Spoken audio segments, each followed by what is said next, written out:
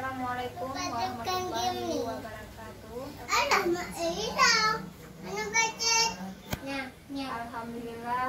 Alhamdulillahirabbil alamin.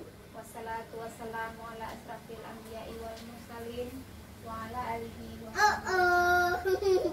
Pertama-tama dan yang paling utama, marilah sama-sama kita panjatkan puji dan syukur kehadirat Allah Subhanahu wa taala, yang mana Allah sudah memberi kesehatan pada sehingga kita dapat berkumpul di tempat yang berbahagia. Dan tidak lupa pula salawat dan salam, marilah sama-sama kita sanjungkan keharibaan Nabi besar Muhammad SAW, yang mana oleh beliau telah membawa kita dari alam jahiliyah ke alam yang penuh dengan ilmu pengetahuan. Sebelum kita memulai materi pada hari ini, saya ucapkan terima kasih kepada ibu-ibu KPM yang sudah menyempatkan hadir di hari ini, sudah meluangkan waktu untuk dapat mengikuti materi kita pada hari ini. Baik, pada materi kita hari ini saya akan memaparkan sedikit yaitu tentang mengelola keuangan keluarga. Sebelum saya jelaskan, ada yang tahu apa itu atau bagaimana cara mengelola keuangan dalam sebuah keluarga? Ada yang tahu, ibu-ibu? Ada yang tahu?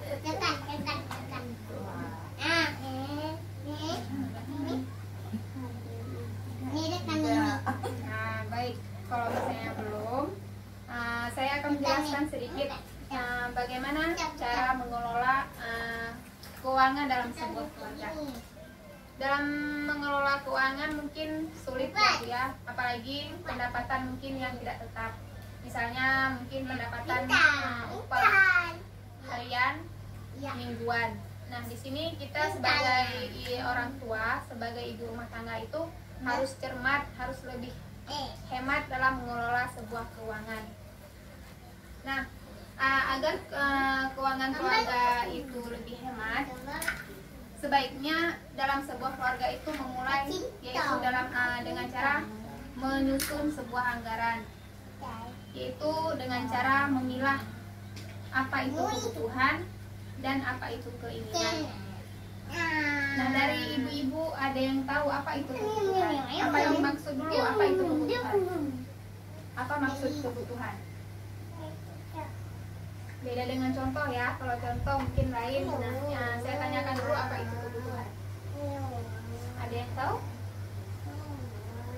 Ada yang tahu, ibu? Belum ya. Kalau belum, baiklah saya jelaskan apa itu kebutuhan.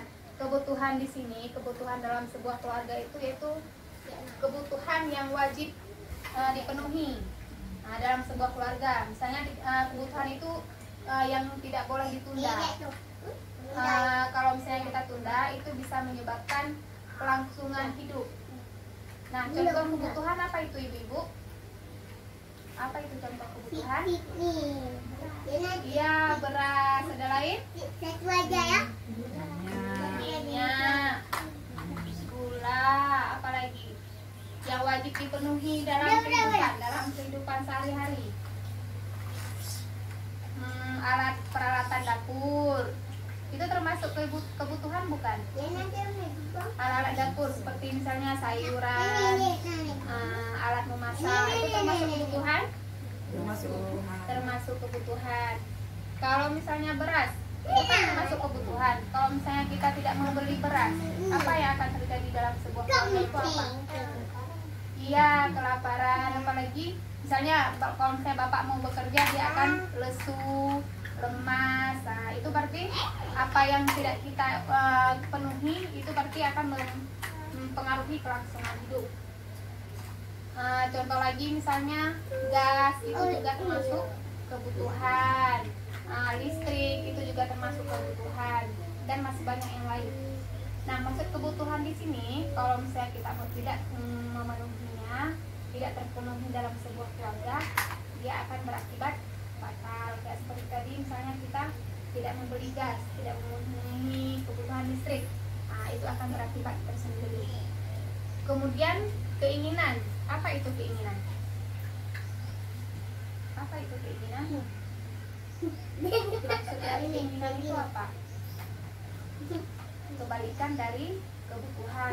Kalau misalnya kita tidak memenuhi keinginan, tidak banyak memenuhi kelangsungan, mempengaruhi kelangsungan hidup. Contoh dari keinginan apa? Contoh dari keinginan apa ibu-ibu? Nah misalnya anak minta beli tas baru, itu keinginan apa enggak? Keinginan. Apalagi misalnya minta beli sepatu baru, termasuk keinginan. Ada lagi mungkin minta beli baju baru, itu termasuk keinginan. Keinginan kalau misalnya tidak dipenuhi, tidak banyak mempengaruhi hidup. Misalnya anak minta beli sepatu baru, selama dia masih bisa pakai sepatu yang lama, kita pakaikan sepatu yang lama. Dengan cara kita bisa memilah kebutuhan dan keinginan, itu akan membuat anggaran dalam sebuah keluarga akan lebih hemat. Seperti itu.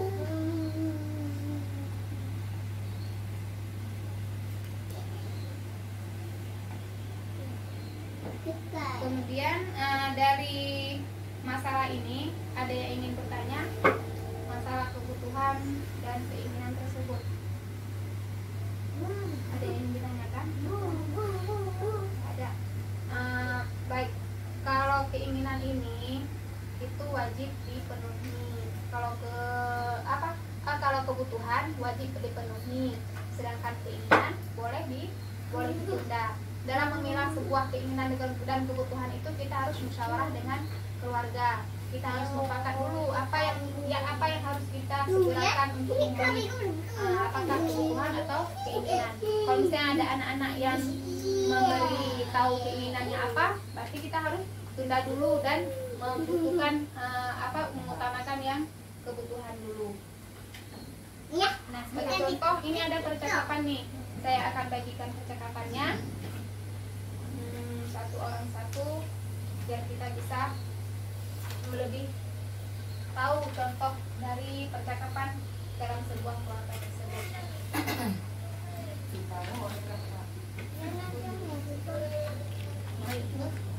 Ayo, yang sebagai Ibu Lili siapa? Iya, sebagai siapa lagi? Agus? Iya, sebagai Agus. Kemudian sebagai Dewi, sebagai Pak Rusli, Ibu Ita ya, sebagai Pak Rusli. Baik, silakan kita mulai percakapannya. Ini percakapan dalam sebuah keluarga, bisa ada kebutuhan dan keinginan nanti mungkin bisa kita selesaikan. Anak adik ni lah Ayo, Bu Lili dulu. Aduh, susu Ita sudah habis. Bu, aku berangkat. Mana uang buat jajan dan tabungannya, Bu? Duh, Ibu belum punya uang, Dewi. Bu, minta uang jajan dong. Ibu belum punya uang, Gus. Kak tahu Bu, Ibu ada uang. Bapak perlu beli pulsa dan rokok. Aduh, Pak, Ibu benar-benar tidak punya uang. Duh, bagaimana ini? Kebutuhan anak-anak harus dipenuhi.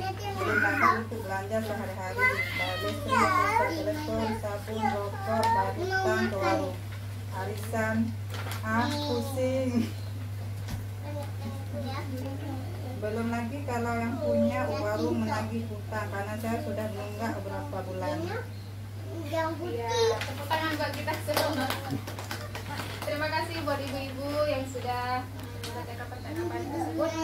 Nah, dari hasil percakapan tadi,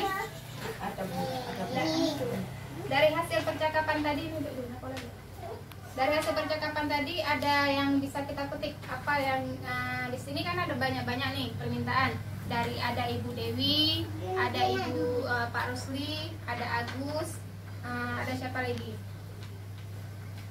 Apa yang bisa kita petik? Maksudnya dari percakapan ini. Kayak uang jajan, kayak Dewi, dia kan minta uang jajan mau sekolah. Nah, apa yang kita, misalnya yang bisa membuat Lili minta uang jajan, apa yang dibilang sama Dewi, Bu Lili? Dia belum punya uang jajan itu termasuk keinginan. Misalnya anak minta uang, kalau bisa dikurangi. Nah, kayak rokok itu kebutuhan apa keinginan rokok? Keinginan. Nah, berarti harus dikurangi. Nah, dalam sesi ini kita juga ada 2 cara dalam mengelola keuangan, itu kas harian dan amplop. Nah, di sini ada saya buat contoh kas hariannya. Tolong lihat lagi, Ibu. Ini ada kas harian. Ya. Nah, contoh kas harian. Nah, di sini kita bisa membuat catatan kas harian, ya, untuk mengelola sebuah keuangan dalam sebuah keluarga. Dengan cara kita membuat kas harian tersebut, maka keuangan dalam keluarga akan lebih terkontrol, akan lebih hemat, dan akan lebih mengutamakan kebutuhan dan keinginan. Kemudian kalau misalnya contoh dari amplop, kas harian itu diutamakan bagi pendapatan yang tidak tetap, misalnya kayak pendapatan harian dan pendapatan mingguan. Sedangkan kas amplop, kas sistem amplop itu pendapatan yang lebih diutamakan kepada yang pendapatan per bulan, misalnya gajinya per bulan, gaji keluarga per bulan. Di sini kita bisa membuat contoh, misalnya kita akan memilah-milah uang jajan, amplop uang jajan, bayar utang, belanja, dan listrik. Nah, di sini kita bisa membagi, misalnya pendapatan orang tua, misalnya bapak 1 juta per bulan. Jadi kita bisa memilah uang listrik, bisa dimasukkan ke uang listrik, belanja, uang jajan, dan bayar hutang. Jadi dengan cara seperti ini, jadi uangnya tidak tercampur. Jadi misalnya uang listrik kita khususkan untuk pakai uang bayar listrik. Nah, gitu juga dengan uang jajan, misalnya kita bisa pakai untuk uang jajan anak di sekolah. Nah, dari kesimpulan dari sesi sekarang ini, sesi tadi, yaitu mengelola keuangan keluarga, itu ada yang bisa menyimpulkan kesimpulan yang tadi. Kalau apa yang bisa kita simpulkan dari mengelola tadi, sesi tadi?